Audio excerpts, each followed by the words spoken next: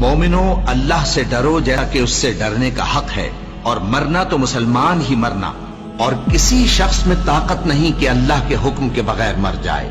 اس نے موت کا وقت مقرر کر کے لکھ رکھا ہے، اور جو شخص دنیا میں اپنے اعمال کا بدلہ چاہے اس کو ہم یہیں بدلہ دے دیں گے، اور جو آخرت میں طالب ثواب ہو اس کو وہاں اجر عطا کریں گے، اور ہم شکر گزاروں کو عنقریب بہت اچھا صلہ دیں گے۔ ہر شخص کو موت کا مزہ چکھنا ہے، اور تم کو قیامت کے دن تمہارے اعمال کا پورا پورا بدلہ دیا جائے گا۔ تو جو شخص دوزخ سے دور رکھا گیا اور بہشت میں داخل کیا گیا وہ مراد کو پہنچ گیا۔ اور دنیا کی زندگی تو دھوکے کا سامان ہے۔ اے اہل ایمان، تمہارے مال و جان میں تمہاری آزمائش ضرور کی جائے گی، اور تم اہل کتاب سے اور ان لوگوں سے جو مشرک ہیں بہت سی ایذا کی باتیں سنو گے۔ تو اگر صبر اور پرہیزگاری کرتے رہو گے تو یہ بڑی ہمت کے کام ہیں۔ اور کاش تم ان ظالم یعنی مشرک لوگوں کو اس وقت دیکھو جب موت کی سختیوں میں مبتلا ہوں، اور فرشتے ان کی طرف ہاتھ بڑھا رہے ہوں کہ نکالو اپنی جانیں، آج تم کو ذلت کے عذاب کی سزا دی جائے گی، اس لیے کہ تم اللہ پر جھوٹ بولا کرتے تھے اور اس کی آیتوں سے سرکشی کرتے تھے۔ اور جیسا ہم نے تم لوگوں کو پہلی بار پیدا کیا تھا ایسا ہی آج اکیلے اکیلے تم ہمارے پاس آ گئے، اور جو مال و متاع ہم نے تمہیں عطا فرمایا تھا وہ سب اپنی پیٹھ پیچھے چھوڑ آئے، اور ہم تمہارے ساتھ تمہارے سفارشیوں کو بھی نہیں دیکھتے جن کی نسبت تم خیال کرتے تھے کہ وہ تمہارے سفارشی اور ہمارے شریک ہیں۔ آج تمہارے آپس کے سب تعلقات منقطع ہو گئے، اور جو دعوے تم کیا کرتے تھے سب جاتے رہے۔ ان فرشتوں کی قسم جو ڈوب کر کافروں کی جان کھینچ لیتے ہیں، اور ان کی جو مومنوں کی جان آسانی سے نکالتے ہیں۔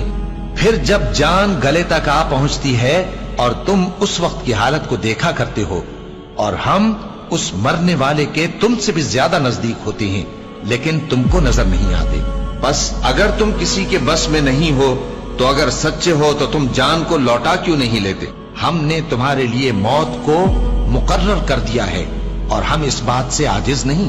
ہاں، جب جان گلے تک پہنچ جائے اور لوگ کہنے لگیں اس وقت کون جھاڑ پھونک کرنے والا ہے، اور اس جاں بلب نے سمجھا کہ اب جدائی کا وقت ہے اور پنڈلی سے پنڈلی لپٹ جائے، اس دن تجھ کو اپنے پروردگار کی طرف کھینچے چلے چلنا ہے۔ پھر ایسے مغرور نے نہ تو پیغمبر صلی اللہ علیہ وآلہ وسلم کو سچا جانا اور نہ نماز پڑھی، لیکن جھٹلایا اور منہ پھیر لیا، پھر اپنے گھر والوں کے پاس اکڑتا ہوا چل دیا۔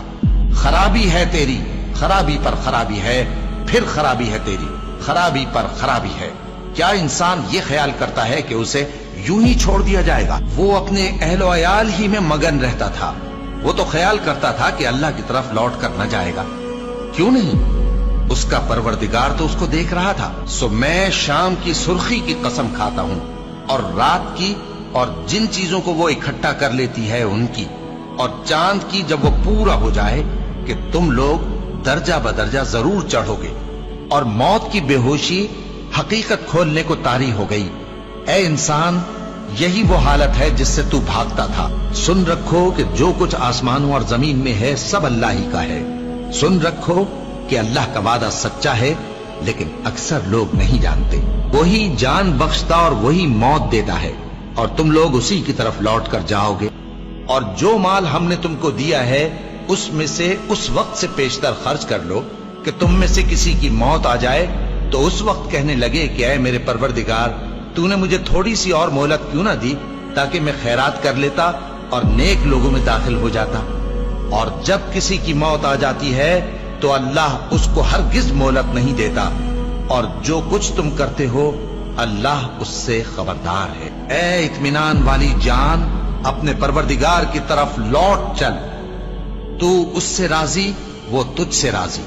سو تو میرے خاص بندوں میں شامل ہو جا اور میری بہشت میں داخل ہو جا۔